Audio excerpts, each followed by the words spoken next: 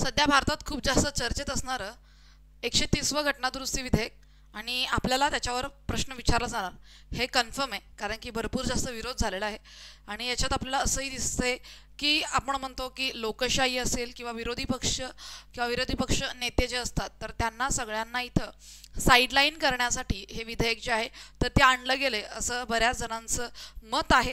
तर जर एखादी गोष्ट चर्चेत असेल आणि ती आपल्या अभ्यासाशी संबंधित असेल, स्पेशली पॉलिटिक्सशी संबंधित असेल, तर त्याच्यावर प्रश्न येणं साहजिक आहे.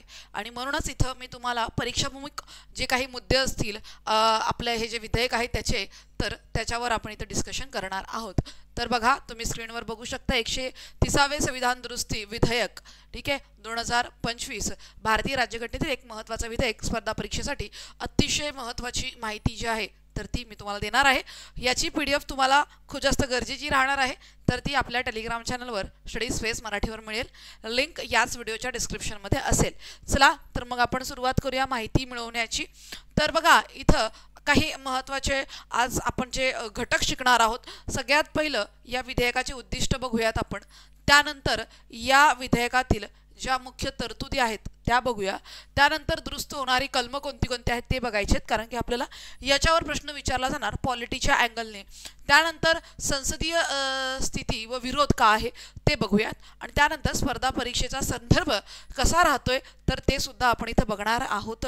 तर एवढे जे महत्त्वाचे मुद्दे असणार आहेत तर आपण ते अगदी शॉर्टमध्ये डिस्कस करणार आहोत. याला काही मी मोठं बनवलं नाही आहे, तुमच्या माहितीसाठी परीक्षेभिमुख तेवढंच ठेवण्यात आलेलं आहे. चला तर मग बघा, पुढे तुम्ही बघू शकता प्रमुख उद्दिष्ट काय आहेत.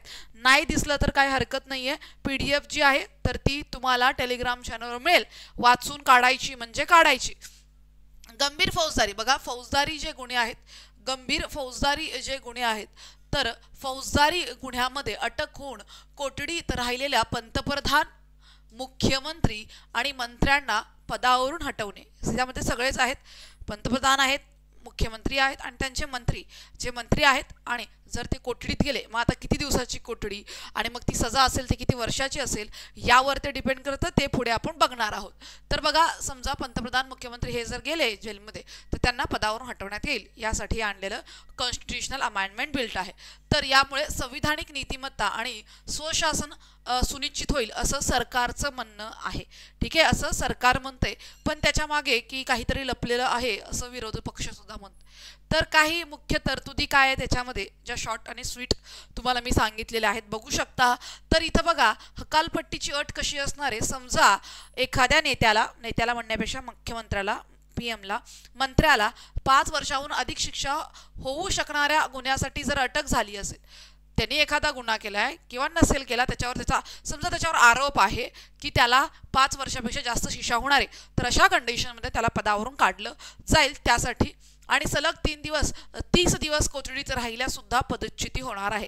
सलग जर 30 दिवस म्हणजे महिनाभर जर ते कोठडीत राहिले तेव्हा सुद्धा त्यांना पदावरून हकललं जाईल. अशा पद्धतीने या ज्या महत्त्वाच्या अटी आहेत हकालपट्टीच्या त्या समजून घ्या.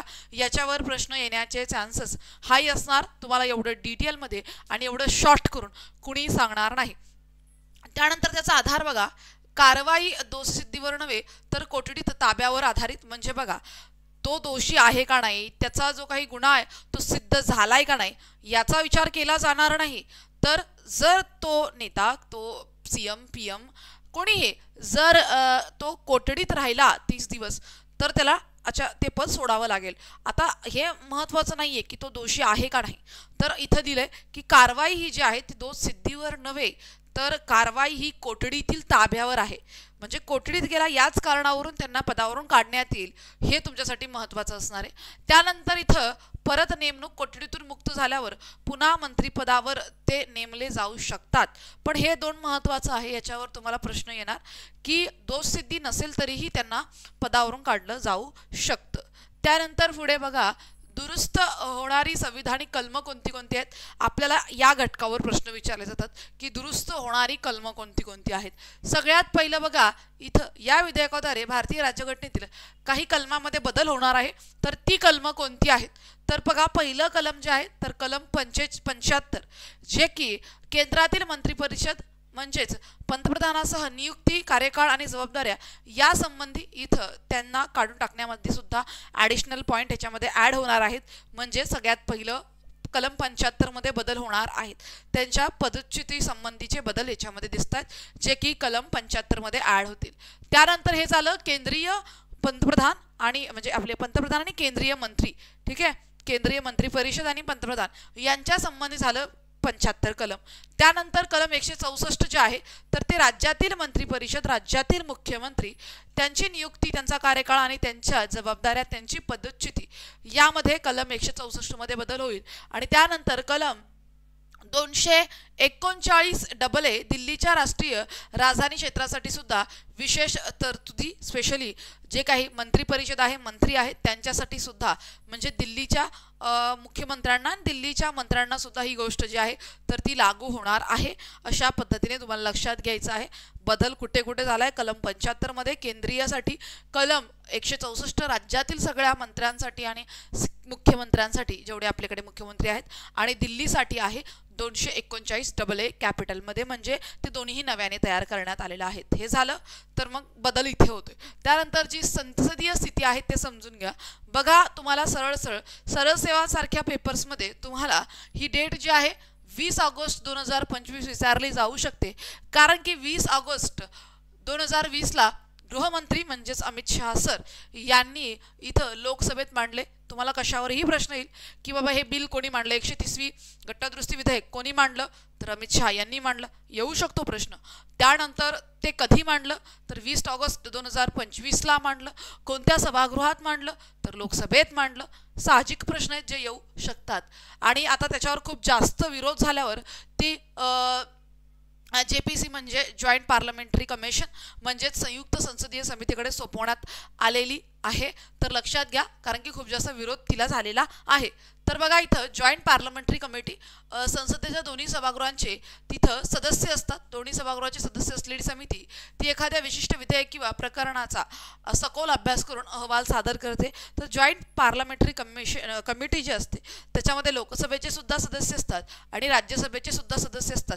ते दोघं मिळून तिथं काम जे आहे तर ते करत असतात. लक्षात घ्या. ठीक आहे, दोघांचं काम तुम्हाला बघायला मिळतं. ठीक आहे, पुढे बघूया आपण. तर बघा काही विवादाचे मुद्दे याच्यामध्ये आपल्याला महत्त्वाचे बघायचे, आणि सगळ्यात विषय तर तोच आहे, विवादच जास्त होतोय ना इकडे. तर विवादाचे मुद्दे बघा रे. सगळ्यात पहिलं, दोषी सिद्ध होईपर्यंत निरपराधीला तत्वाला धक्का. तर एखादा व्यक्ती त्याचा दोष सिद्ध होईपर्यंत तो निरपराधी आहे, पण या तत्वाला धक्का बसतो. इथं लक्षात घ्या, दोषी सिद्ध होईपर्यंत निरपराधी तत्वाला धक्का बसत आहे.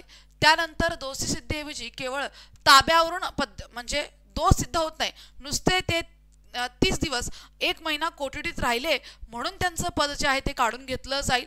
तर हेच कुठेतरी चुकीचं आहे आणि याच गोष्टीमुळे इथं विरोध जो आहे तर तो होत आहे. तर तुम्हाला हे लक्षात ठेवायचं आहे काय मत आहे या विधेयकाचं. दोषी सिद्ध होण्याच्या आधीच तिथं त्यांना म्हणजे पद सोडावं लागतंय. निरपराधी तत्वाला धक्का इथे पोहोचत आहे. आणि त्यानंतर दोष सिद्ध ऐवजी केवळ ताब्यावरून पदच्युती. तर गैरवापराची भीती. सत्ताधारी पक्ष विरोधी पक्ष आहेत राज्यांना अस्थिर करू शकतात आणि त्यासाठीच आणलंय असं म्हणतायत सगळे विरोधी पक्ष नेते की सत्ताधारी पक्ष स्वतःची मनमानी करण्यासाठी हे विधेयक घेऊन येत आहे किंवा घेऊन आला आहे असं म्हणलं जाते.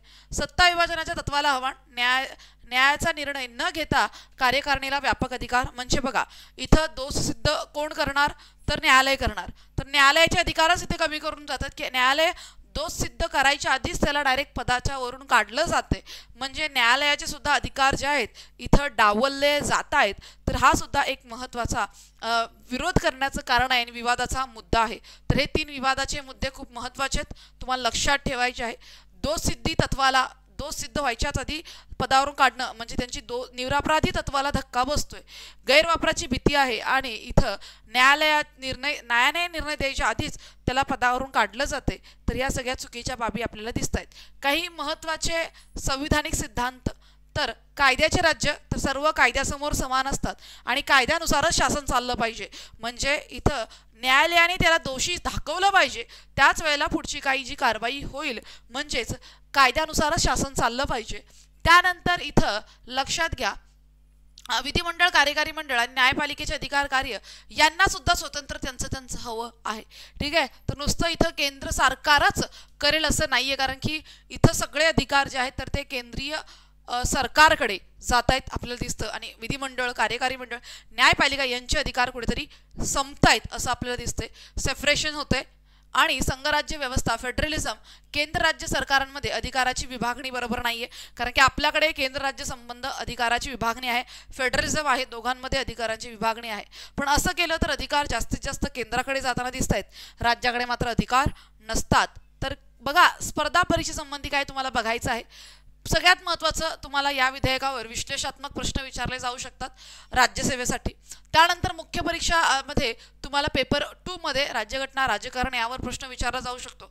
पूर्व परीक्षेमध्ये तुम्हाला विधेयक मांडलेली तारीख विचारली जाऊ शकते. विधेयक मांडणारे मंत्री, जसं की तुम्हाला म्हटलं, विधेयक कधी मांडला याची तारीख विचारली जाऊ शकते.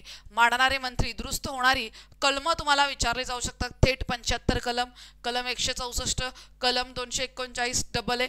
तर थेट ही कलमं जी दुरुस्त होत आहेत याच्यावर प्रश्न येऊ शकतो. तर बघा, तुम्हाला मी हे सुद्धा सांगितलंय की तुम्हाला प्रश्न कशावर येऊ शकतो. वादग्रस्त मुद्दे दोषी सिद्ध होईपर्यंत निरपराधी या तत्वावर इथं आधारित प्रश्न विचारले जाऊ शकतात. म्हणजे तुम्ही अजून दोषी सिद्ध झाला नाहीत तरी आपण ते पद सोडणं म्हणजे ही जी बाब आहे तर ती इथं विरोधाची बाब आहे आणि याच्यावर आपल्याला प्रश्न जो आहे तर तो विचारला जाऊ शकतो. चला, तर मला असं वाटतंय की तुम्हाला मी थोडक्यात बऱ्याचशा गोष्टी समजून सांगितलेल्या आहेत. ही PDF जी आहे तर ती तुम्हाला आपल्या टेलिग्राम चॅनल स्टडी स्पेस मराठीवर मिळेल. तुम्ही ती जॉईन करून घ्या आणि इथं अशीच माहिती बघण्यासाठी मला असं वाटतंय की ही बाब स्पर्धा परीक्षेसंबंधी आहे, आपल्याला विचारली जाऊ शकते. त्याच्यावर मी नक्कीच छोटा मोठा व्हिडिओ बनवणार. तुम्ही सुद्धा इथं कनेक्ट राहायचं आहे. Thank you so much. माहिती आवडली असेल तर प्लीज एक लाईक करून जा आणि मला खाली तुम्ही तुमचे जे काही मतं असतील तर ते कळवू शकता. धन्यवाद.